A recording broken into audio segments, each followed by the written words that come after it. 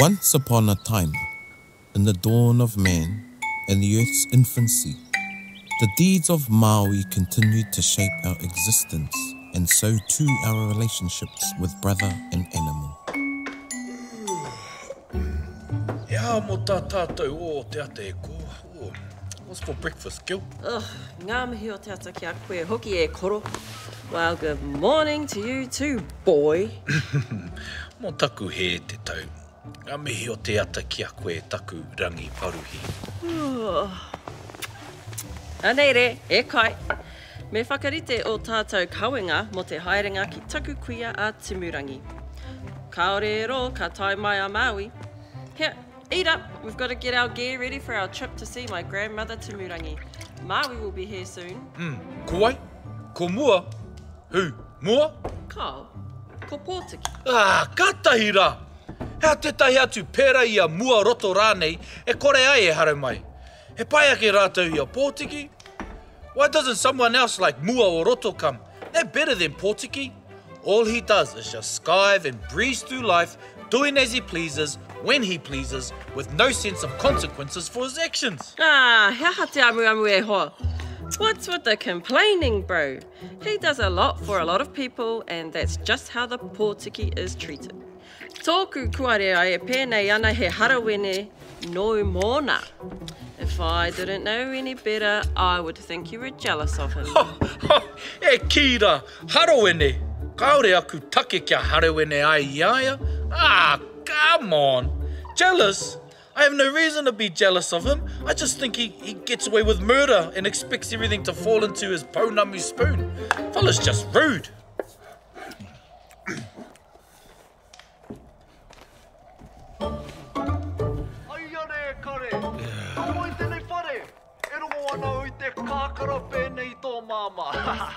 Smells like I'm in time for breakfast. Amare, see, rude, just rude. Piki motu motu, ka hoki a he whanaunga. Shh!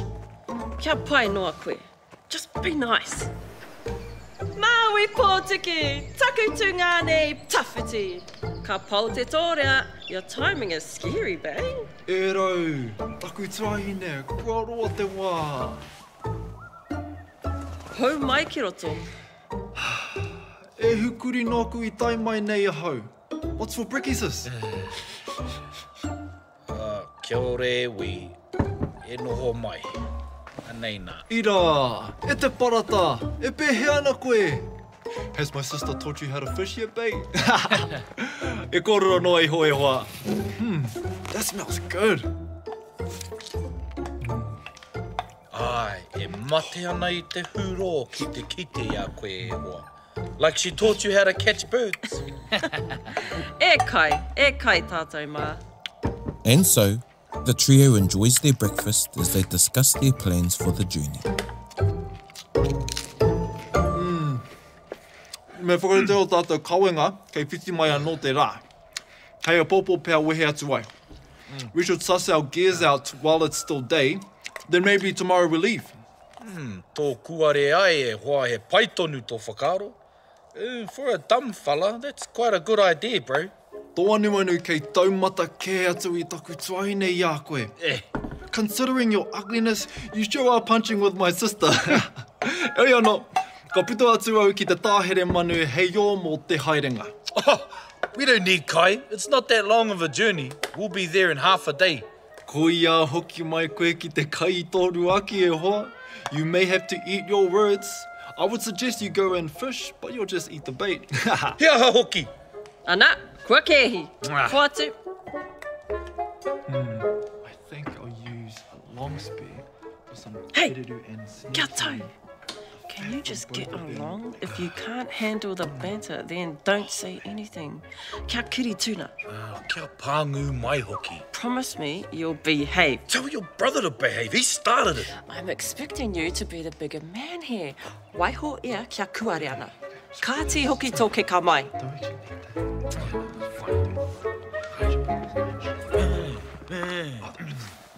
Ka whakatikaina kia rite ai mo te haerenga hei te ata. Ka heke te rā ki tōna kākarauritanga, ka kai te tokotoru kararau mo te pō.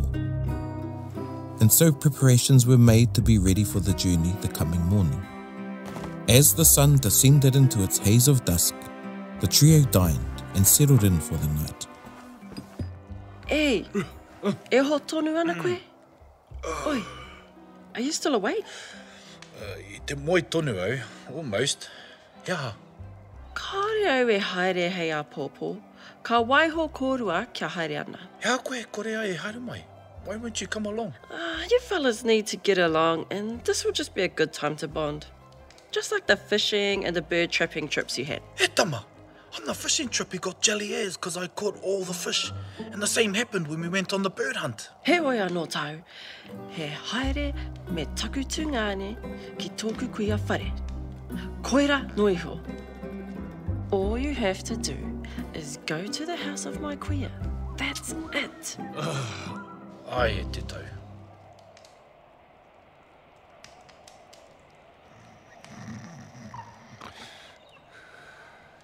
Ka parangia te whare e te moi kei whitawhita ana te ahi. Ka heke te pō, ka piki mai anō ko te awatea me ngā pane o te whare. The house fell to sleep as the fire burned on. The night went on as the morning rose again, and so too did the occupants of the house.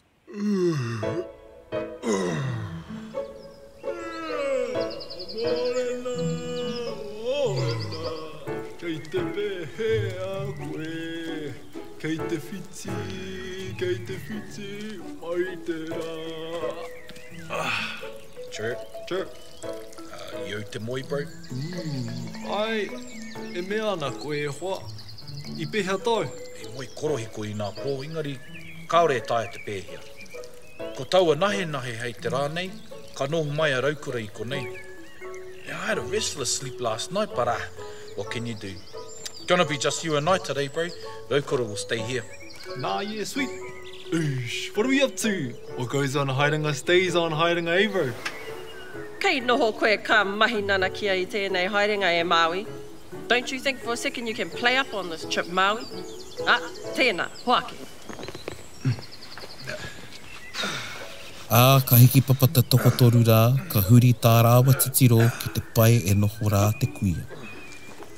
Ka hikoi rāwa kia paupau rā no te rā, ka tū kia whakatāi, kia pahiko anō ai I ona hihi. And so the pair set off and set their sights towards the horizon in which their kuia resides. The pair trek until the sun reaches its zenith, and then they rest and escape its rays.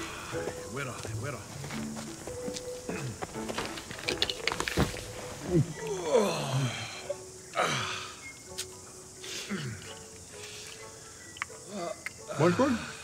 E koe mai? E kao, e pai ana.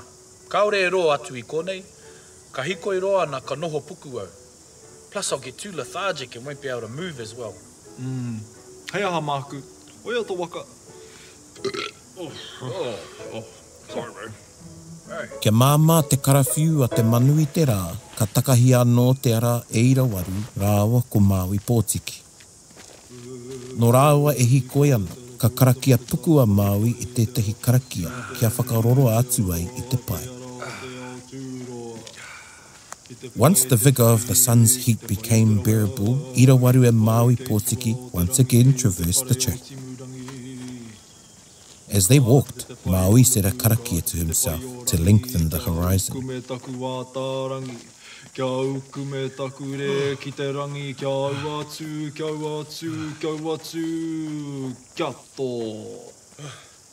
E Maui, ko tai tonu rānei tāua. Hey, are we almost there yet? Tēnā pātai tēnā. We're just around the corner, Ira. Kaore roa.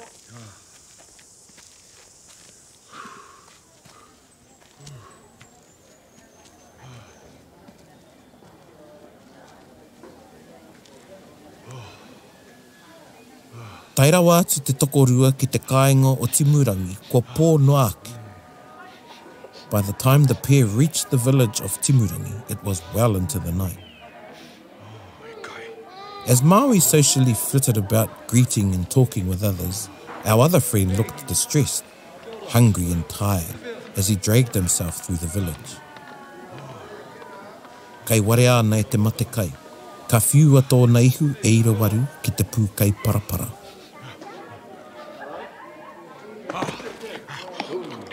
Ka hamu-hamu, ka apu-apu, ka horomiti.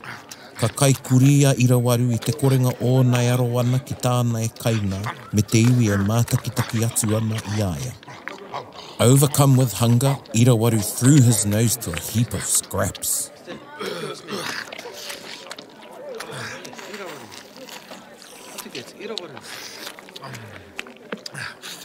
Maui,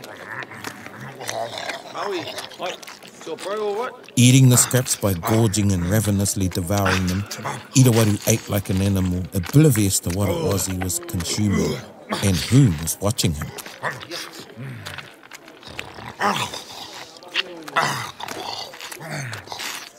Come on, bro. I think that's enough for one night.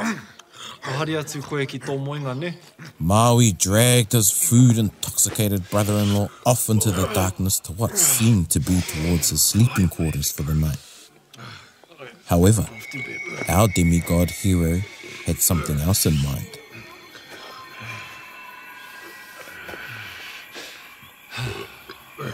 E moi e taku tau ki te. E moi te moi pā rohe. I te moi pō uru. Mō te māhuki. Mō te pūkino. Kaore he painga I a koe. As Maui spoke, he dropped Ira-waru into a comatose heap face down just on the outskirts of the village in the dark by the rushing waters of a nearby stream to mask any noises that could be heard. Sleep, my brother-in-law. Sleep a languid sleep. A lethargic sleep. There is no one more greedy, more selfish than you. And for that, may you have a salivating mouth and sensitive nose to appease that greed. From behind, Maui grabbed the top jaw of Ira-waru in one hand and the bottom jaw in the other, prying it open and pulling it away from Ira-waru's face, lengthening his mouth and nose.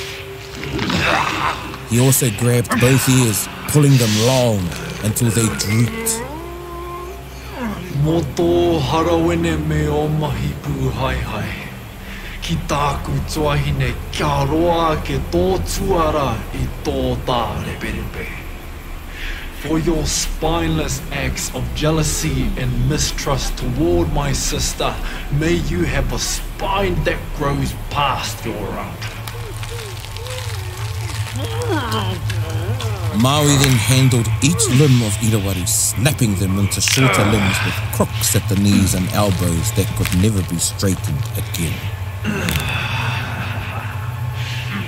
May you walk on all fours now, brother, so that you will be lit by your nose.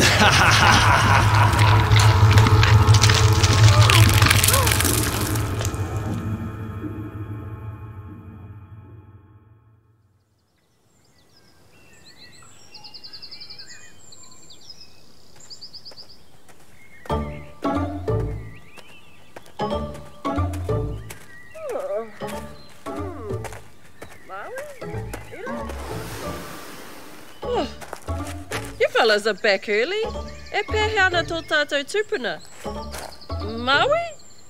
Kei hea Ira? Mōrena tita, e mate ana nani timu I te ora. Pai a? Kei hea taku hoa? Where's Ira-waru? Oh, Ira. He's on his way. Just call out to him. He'll be here. Okay. Ira-waru! Kei hea koe taku tau? If you yell out moi, he'll come. Kuhatea Maui. What have you done, Maui? Moi! Just as Raukura yelled out, "Moi! Moi!" out from underneath the scrub with its nose to the ground, sniffing and inspecting, a four-legged tailed creature appeared before Raukura. Finding her scent, the creature looked up to her and yelped out a bark. Ira-waru? Is that you? Ia hatea taku tau. Maui! Ira-waru.